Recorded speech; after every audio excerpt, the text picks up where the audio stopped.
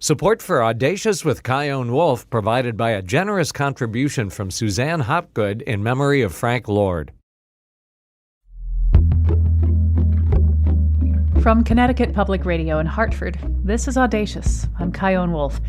Imagine this. You feel something crawling under your skin. It's not just an itch, it's something deeper. And it's moving. You swear you can see tiny bugs. They're burrowing. And are those eggs? You panic. You pick at them, breaking the skin. You're trying to get them out. You even try to capture them and put them in baggies or some sort of containers so you can show your doctor. Then your doctor has the gall to say that when they look under the microscope, they don't see any bugs. They talk to you like you're crazy, but you know you're not. You feel angry, betrayed, frustrated, so scared, and the bugs just keep on crawling up and down your legs, even on your face, with no relief in sight. This is a condition with many names: delusional infestation, delusional parasitosis, Morgellons disease. It's a rare condition where a person is convinced that they're infested with insects, worms, or other living organisms, but they're not. And for some, this belief is all they can think about. It becomes their whole world. Today, you'll hear from 3 people who have unique insights into this deeply misunderstood condition. First, you'll meet Dr. Gail Ridge, an entomologist at the Connecticut Agricultural Experiment Station in New Haven. She's also the editor of the Physician's Guide to Delusional Infestation. Now, Gail never expected to become an expert in this condition, but after years of people coming to her asking to identify the bugs under their skin, desperate for proof that their infestation was real, she realized that science alone wasn't enough. Compassion and education was just as important. And my guest Paula Cox experienced absolute torment, convinced that insects were living and breeding under her skin. She documented everything, collected samples, and did whatever she could to get rid of the sensation until a medical intervention changed her life. Then Dr. John Koo, a dermatologist and psychiatrist, will help us understand what's happening in the brain when someone experiences delusional infestation, why it can be so hard to treat, and what can be done to bring people lasting relief. Let's begin with Dr. Gail Ridge. How does she describe the people who are coming to her claiming to be infested with tiny creatures? They were coming in cautious because they'd come from a history of being told that they were mentally ill and medical failures. So they were injured. They were wounded emotionally. And so it transpired that I had to kind of develop a trust with them. And then they started to admit that they were being bitten. And I started to hear sort of red flag words like they and bite. I'm being bitten at certain times of the day or the night, and they are coming out and they're intelligent and they're changing form, and the descriptions are not of any creature of this world. Would any of them bring like samples to you or, I don't know, anything like that? Yes, they would. In their realization that I was actually spending time and listening to them, they would then flood me with samples. And, I would have sometimes half a car full of samples come to me.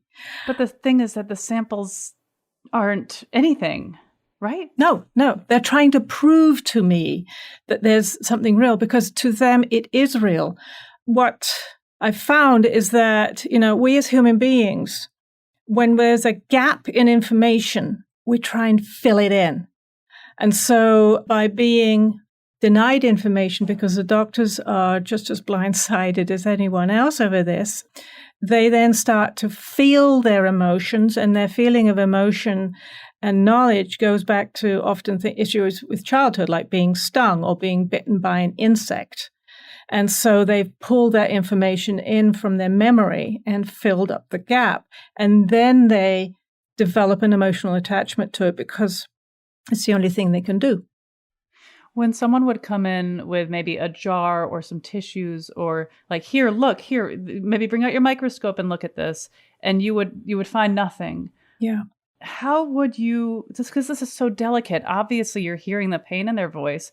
They've been dealing with this, I imagine, for a long time. And here you are, a bug expert, being like, sorry, I don't see anything. How did you develop the skill of explaining to them what you saw or didn't see?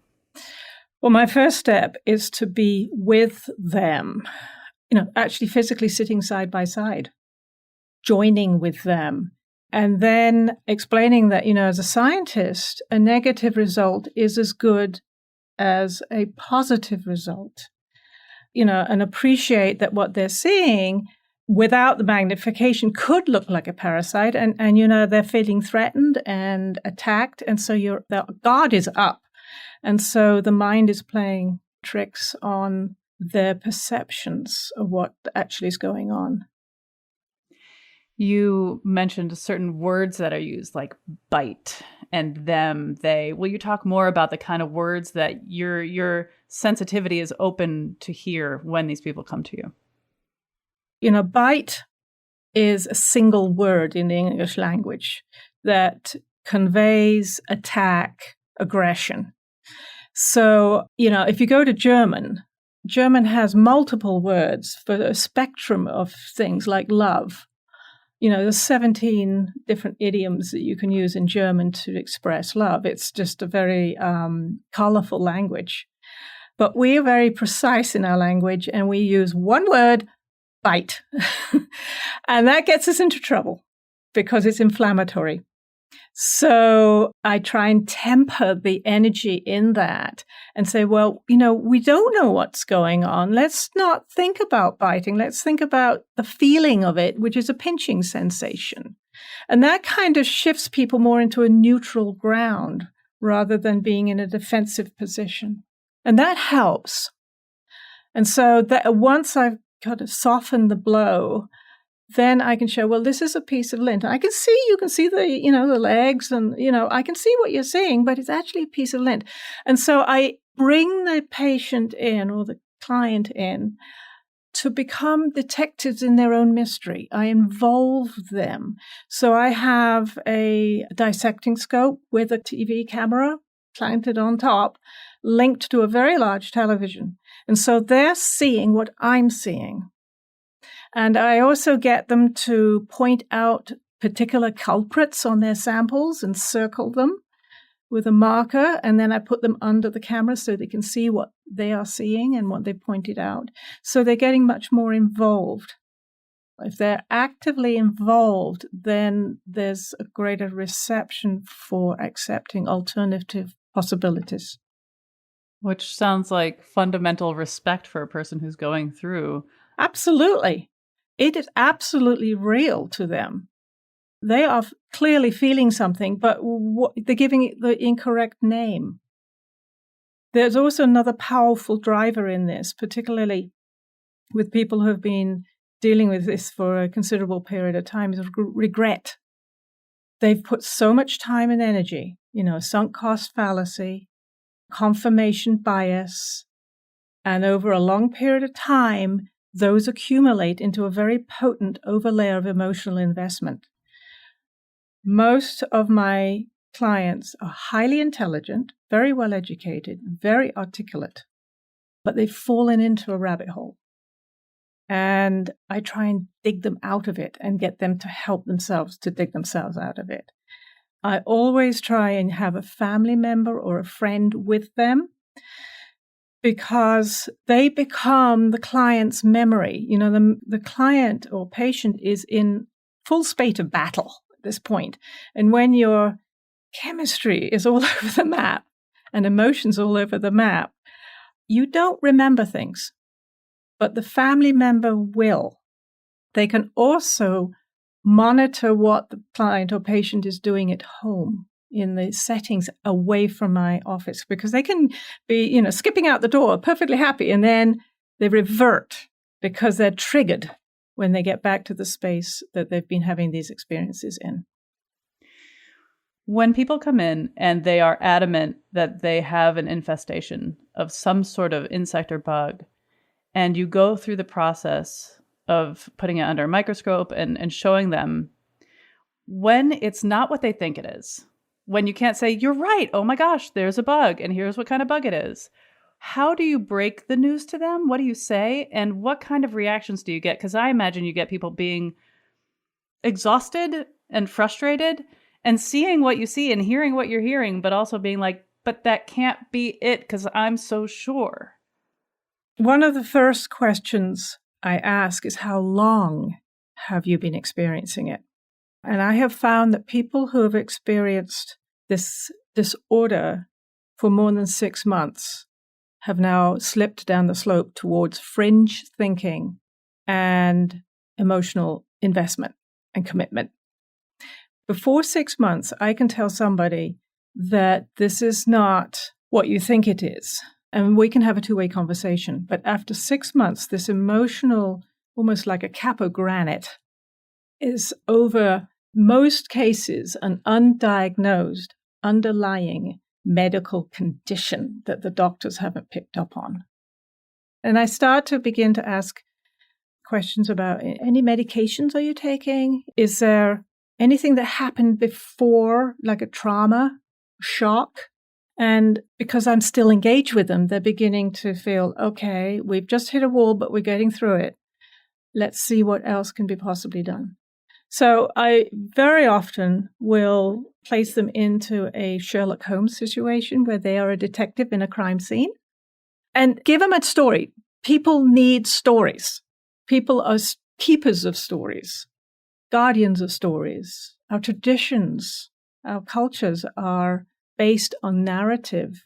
And so giving them the role of being players in their own mystery, in their own experience, and to get them to kind of sort of step out of the direct personal to be more third person and try and move them into another headspace can be very helpful.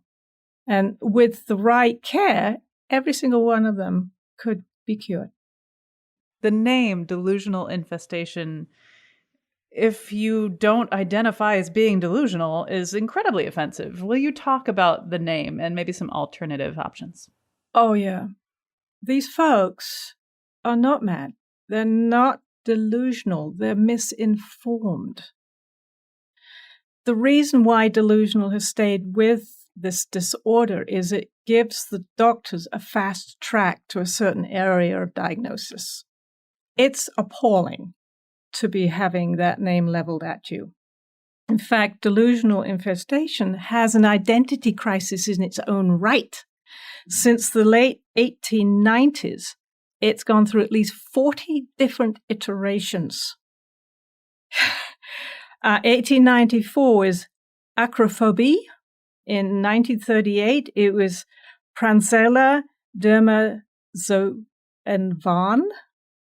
1940, delusional parasitosis. In 1970, it was Ekbaum's. In 1980, it was monosymptomatic hydrochondriacal psychosis. In 2002, it was Morgellons. And finally, it was settled as delusional infestation by one of the colleagues of mine who is a collaborator in this book that we just published, Peter Lepping and Freudemann, identifying delusional infestation as a term because it involves everything. Delusional parasitosis, which has been constantly used, is parasitism, but it's not. I've had situations where people have imagined that their kitchen cabinets are infested and they are coming at them from the kitchen cabinets. So in fact, had a husband spend thousands of dollars changing his kitchen completely out for new cabinets. His wife stopped having the belief system for about 3 weeks, and then they came back. So delusional infestation opens the umbrella. But because delusional infestation has this ongoing identity crisis, people pick out safe nomenclature, safe names, such as Morgellons and Ekbaum. So I've heard the doctor say this to clients of mine, oh, you've got Morgellons disease, or you've got Ekbaum's, because that's more accepted by the patient. If you have somebody who you have belief in, have potency of power in, and they turn around and look you dead in the eye and say that you've got delusional infestation, you are crushed. the physician has just lost any hope of having the patient sit with them. They're heading for the door. One of the other authors, Scott Norton, who's a psychodermatologist, coins this phrase, concern for infestation, which is spot on because it's not adding fuel to the flames of this desperate situation that these people are enduring. When you approached us with the idea for this show and we were talking about our feelings about it and who we'd want to hear from, one of our coworkers was starting to scratch at her arm. She's like, I don't even know if I could be a part of it. Like, this is this every time we bring up this show, ooh, I just feel a certain way. And I wonder, is that person possibly someone who might have a path towards this actual condition where they feel like they are covered in pests of some sort? Or is that a whole different thing? Is that completely different? Like she doesn't have to worry about it. There's different forms of delusional infestation. We are very social, and as I'm an evolutionary biologist by trade, so I'm going to say we are very social animals. So how many people have experienced the moment when somebody next to them at the end of the day has yawned, and then you want to yawn? This mirror neuron effect. I've heard about husbands having labor pains when their wives are, busy presenting them with a future heir. So that sympathy is very powerful. And in the world of delusional infestation, it's known as induced delusional infestation. So basically, it's anybody who's very emotionally connected to the person, like a friend or a family member. And it involves two or more people. So I had one situation where a husband and wife were bouncing off each other. One would have it, the other would look after them, and then they would cure, and then the caregiver would get it, and then the inducer, the original person, would then look after them. They were bouncing it between each other for years. I've had entire call centers involved, 60 people involved, where they all believed that they had an infestation. So I'm a little worried now about airing this show. Well, I think bringing it out into the air is just, yeah. Sorry in advance, everybody. Yeah. So yes, it's a very common phenomenon.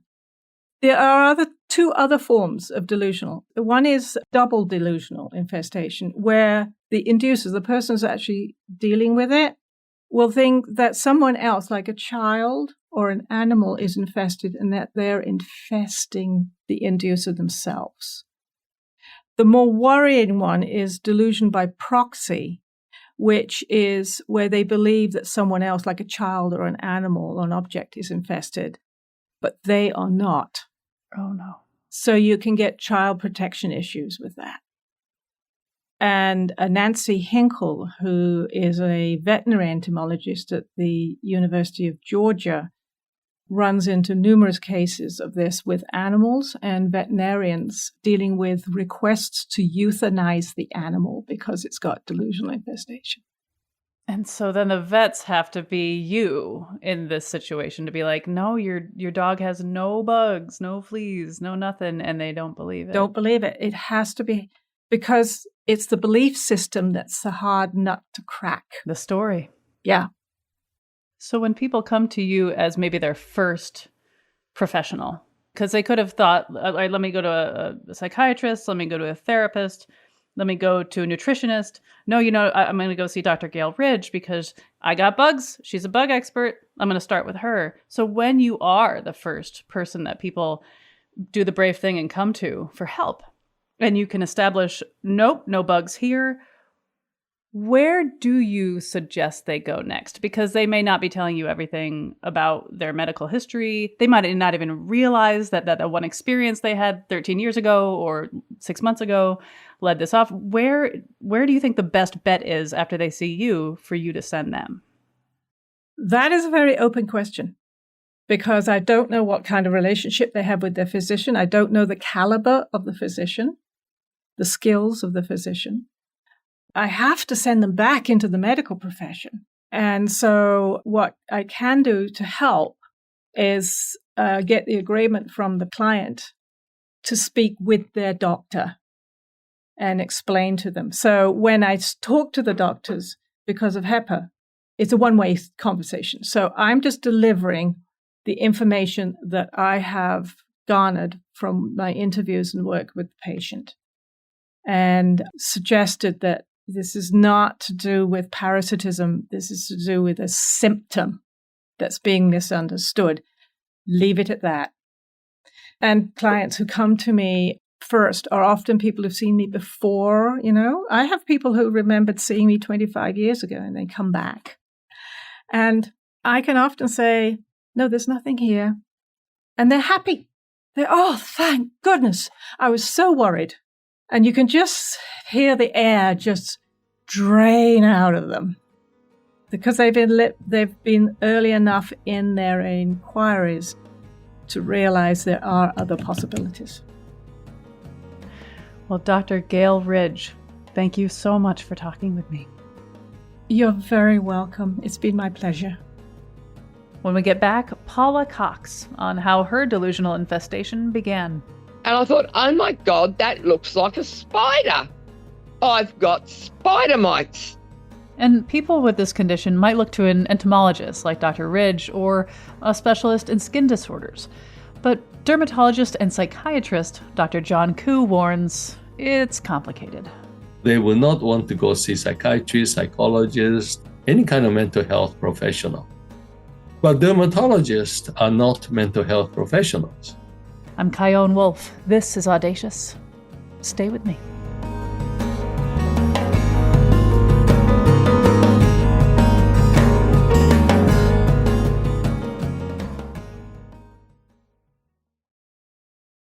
This is Audacious. I'm Kyone Wolf. For Paula Cox, what started as a crawling sensation turned into an obsession. She was certain that her body was infested with insects. And when no one believed her, she fought harder to prove it was real, even as it consumed her. Later in the show, Dr. John Koo, a dermatologist and psychiatrist who specializes in delusional infestation, explains some of the nuances of this condition and how empathetic doctors can really help. But first, let's hear Paula's story. And a warning, this conversation is graphic and at times may be difficult to hear. She begins by reading a portion of an essay she wrote about her experience with delusional infestation. To understand how, try to comprehend this. You believe your skin is crawling with spiders laying eggs in your body. Your goal is to tear them out, collect samples, video them being born, i.e. coming out of the holes you have torn in yourself. Photograph every piece of skin you have dug out of your face, back, arms, shoulders, legs, before putting them in certain piles. One pile for dead ones, another for live ones, others still in egg sacs, putting them all carefully in tissues, little bags, pill bottles, more tissues, and tissues and tissues. You totally believe all this is as true as you exist, that you breathe. You feel them breeding under your skin, laying eggs that hatch under your skin and produce live spiders. Boxes and boxes and boxes of tissue soaked with my blood. Mine was spider mites to me.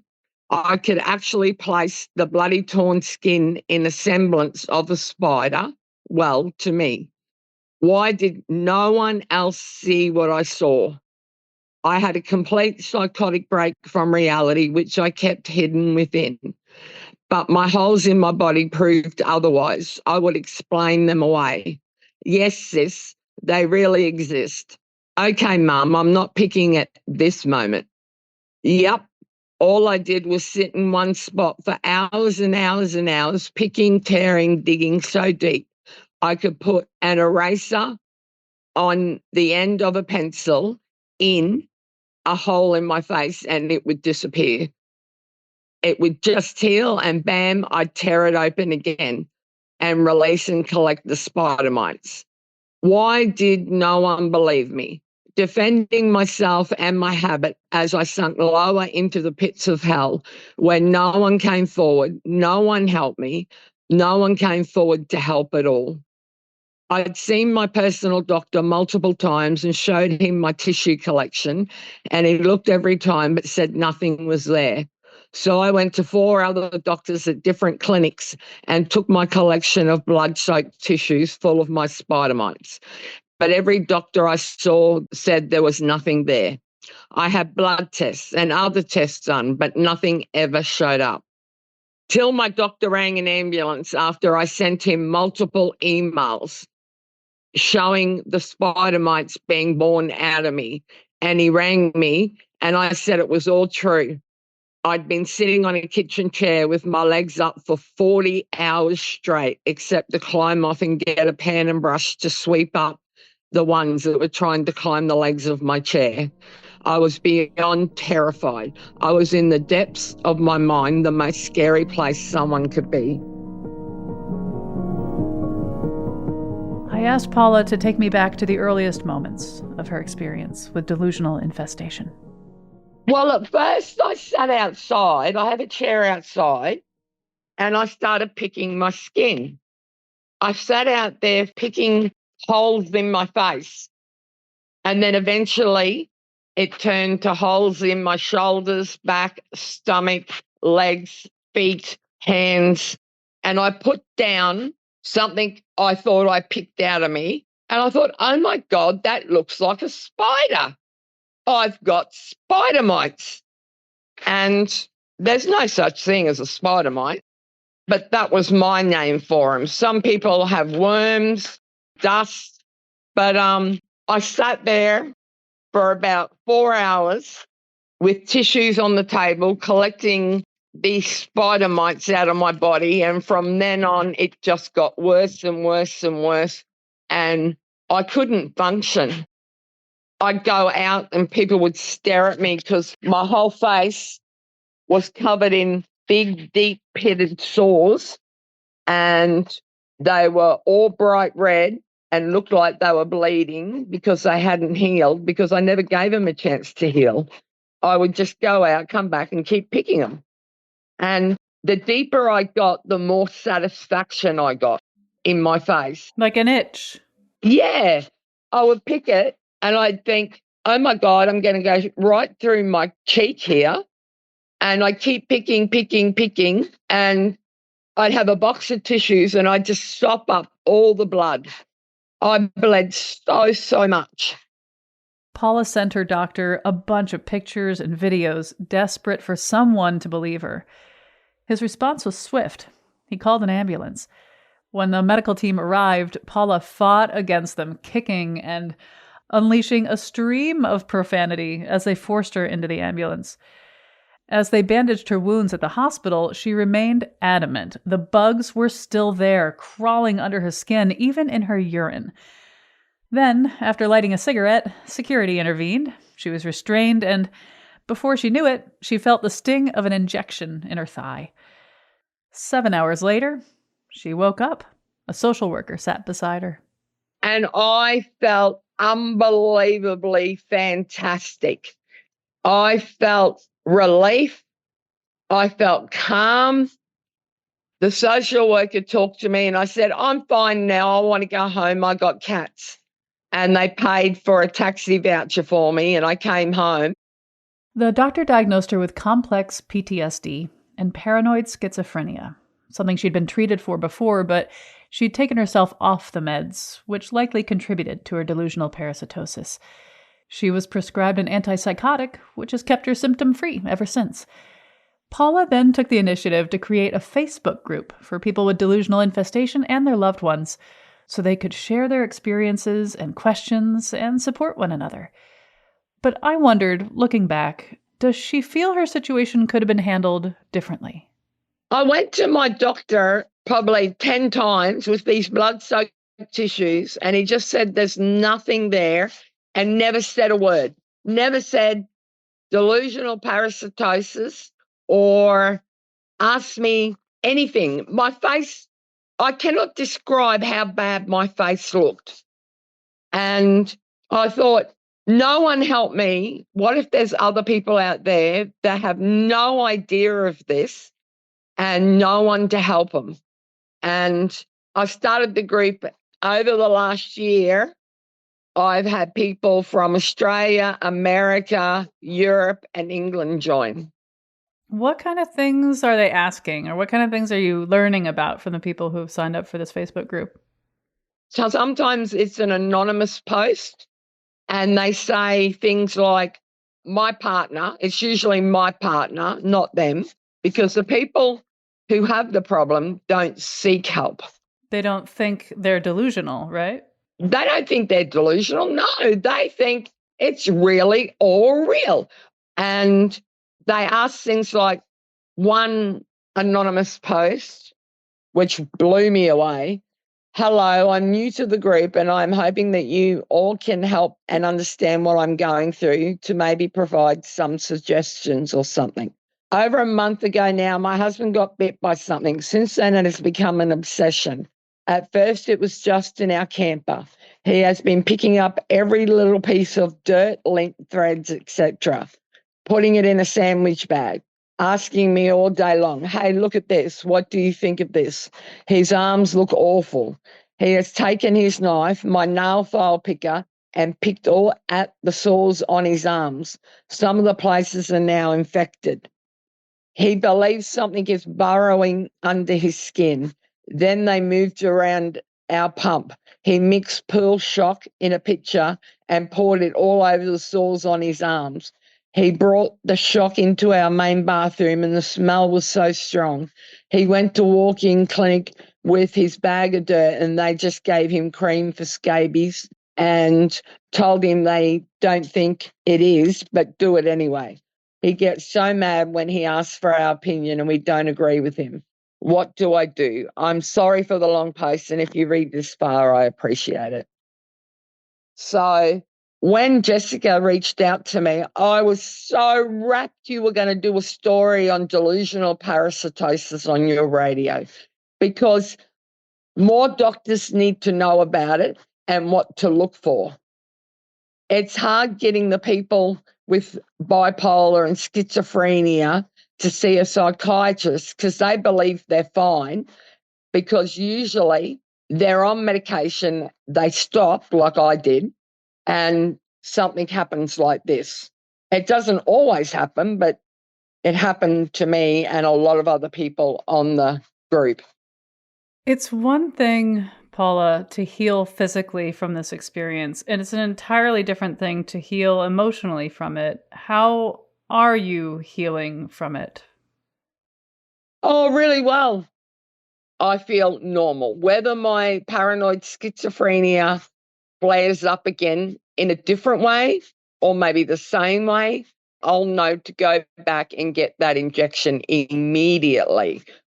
So as soon as I feel any type of mental symptom that makes me hear voices or see things, or when I go out in public, I think people are talking about me, if that happens again, I'll go straight back and get the antipsychotic.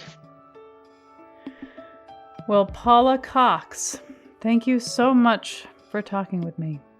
It was so great knowing you, and thank you for this. I'm so rapt you were doing this. After the break, Dr. John Koo explains why treatment can make all the difference. Most people who agree to try the medicine and stick with it are success stories.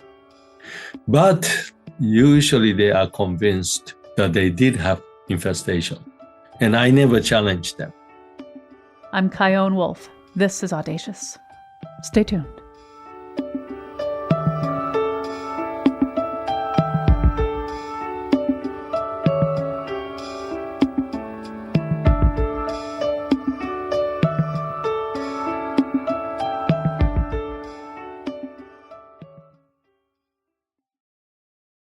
This is Audacious. I'm Chion Wolf. What causes delusional infestation? A condition where people believe they have bugs or other creatures living inside their skin. And how might a person consumed by itching and picking until they're left with bloody sores and scars on their body finally find relief? That's where Dr. John Koo comes in. As a dermatologist and psychiatrist at the University of California, San Francisco, he's one of the nation's leading experts on delusional infestation. For years, he's been at the forefront of research and education on this condition while treating patients firsthand, walking that fine line between medical intervention and the deep psychological trust needed to help them heal. So, what is happening in the brain of someone who's convinced they're infested? Why is it so difficult to break that belief? Like in my conversation with Dr. Gail Ridge, I wanted John's take on all the different names that this condition has. Delusional infestation, delusions of parasitosis, Morgellons. How does he articulate the difference? So delusions of parasitosis, I think, is most appropriate if the patient's complaint is limited to parasite.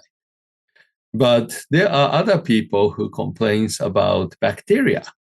And I had patients who was convinced that they have biofilm, which is like a layer of bacteria on their skin.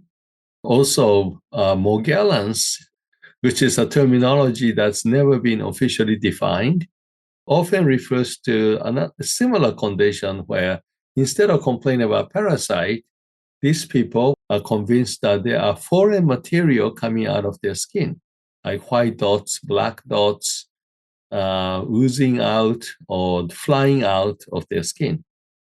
But if we cannot find anything that convincingly look like it actually came out of the skin and not just pieces of skin or blood, then we use the term Morgellons disease, because they're not complaining about parasite, they're complaining about foreign material. What have been some of the more severe reactions that people have had to these feelings?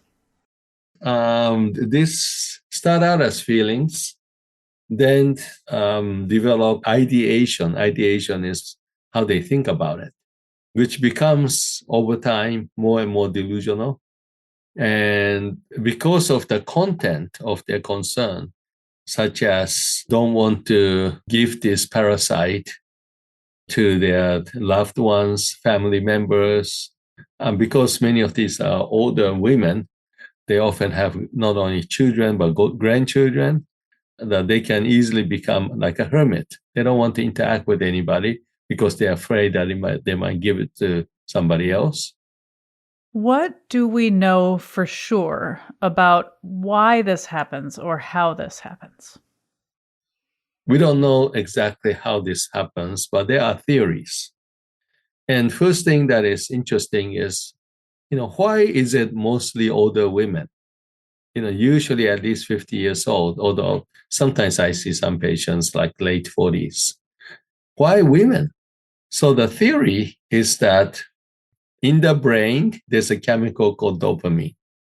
And if you have too much dopamine, then the brain can transmit all kinds of information that is not supposed to be transmitted. Then people either hallucinate or become more and more rigid in their thinking, or both. And there is a system to try to regulate dopamine so it doesn't go too high, that are more active and relevant in women instead of men. And this is referred to in medical science and medical literature as dopamine transport system. So what happens, this is once again theory, is that this system, dopamine transport system, can be dependent on estrogen level, female hormone level, which goes down as women age. So what happens if this system doesn't work very well for some people? Then they could end up with too much dopamine, and they can start to hallucinate, and they can become more and more rigid in their thinking. The flexibility of thoughts requires good balance, not too much dopamine. So what happens to men? As the men gets older, their problem is the opposite. Men end up with dopamine that's too low. Then they get Parkinson's disease. So Parkinson's disease is once again mostly in older men, whereas delusions of parasitosis and Morgellons syndrome mostly in women.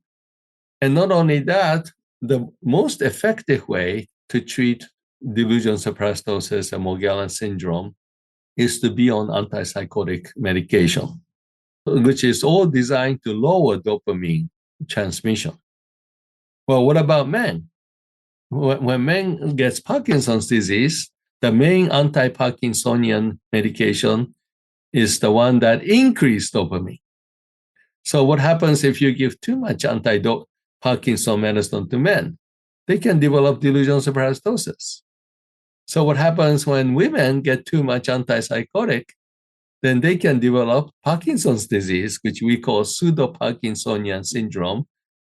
So the interesting theory that is mostly studied and investigated in Europe is that Parkinson's disease and Morgellons disease / delusional superstosis might be the opposite end of the same pole.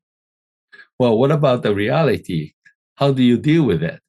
That is the big problem, because these patients almost universally reject the idea that they have any kind of mental problem.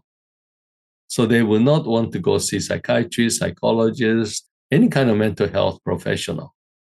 But dermatologists are not mental health professionals. And on top of that, it's very difficult and full of pitfalls when you talk to somebody whose thinking is not flexible. Dermatologists can get into big trouble just by telling what he or she thinks is the objective reality. So if the dermatologist tell any of these patients that I don't think you have parasites because I cannot find any parasite, well, all of that may be objectively justified, but you can almost imagine how the patient will react. So one has to be, very empathic, diplomatic. So it is a very tricky situation because you want to help the patient. You don't want to create trouble for yourself or with the patient. And at the same time, you have to oftentimes function in a way that is not the way that we usually function. It's a lot more complicated than that. How would you suggest people talk to loved ones having this experience? Like, you think you've got all these experts, like you could maybe go see a dermatologist, or you can see an entomologist, or go see a psychiatrist. It seems like there's no one right place to start. So what do you suggest for maybe friends and family who want to help a loved one out with this? First, I think it's good to get some idea on if somebody is becoming delusional or already delusional, because there's a whole spectrum. So in the medical literature, there is a Kuh-Brownstone scale to judge if somebody is fully delusional or not delusional. Or not yet fully delusional. So phase 1 is if the patient have crawling, biting, stinging sensation, but not convinced at all that this is from parasite because they don't see anything. Phase 2 is when they start becoming more worried about parasite, but they still realize that the idea is illogical. The third is very difficult to distinguish from delusion. So I had to create a new word. I call it delusionoid. Delusionoid. Noid. That means almost delusion. Haven't fallen off the cliff yet. Right at the edge. What that means is that patients really sound like they're so convinced and so preoccupied mentally. But one key question. Now, I have to use my judgment on if I even ask this question, because if I ask this question and the patient is fully delusional, they might get offended. But the question is, how important is it for you that whatever's causing this problem is something living? And if the patient say, I'm really worried about parasite, but ultimately, I don't care if it's living or not. I just want you to help me get rid of it. If they can say that, then they're almost delusional, but not quite. That's stage 3, delusionoid ideation. Stage 4 is they are truly delusional. Now, if somebody is truly delusional, and if I ask this question, they might get offended and say, how can you even ask me a question like that? Then I have to backpedal to make sure I don't lose the rapport. But delusional patients, most of them, if I had enough empathy, skill, and diplomacy, is willing to take medication on a trial and error basis. The amazing thing is when they do take medication that has antipsychotic effect, it works like charm. So initially, obviously, they are ambivalent about taking this medication, but once they take it, most of them feel like it's a godsend. And then phase 5, the last phase, is if somebody that I call terminal delusion. And terminal delusion is somebody who not only have delusion, but absolutely convinced and not open to any other explanation or treatment. They don't even care if they live or die. They don't even care if they get better. All they want to do is to convince other people that they're right. So the first thing I would do is to see, are they fully delusional or not fully delusional? Because if they're fully delusional, you better be very careful how you talk to them, because you can quickly get into ugly argument if you contradict them in any way. Will you tell me about success stories when people have been through this and they made it to the other side?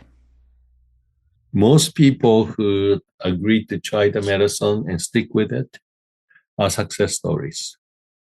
But people who recover from this completely and never have it come back, even without the medication, usually they are convinced that they did have infestation.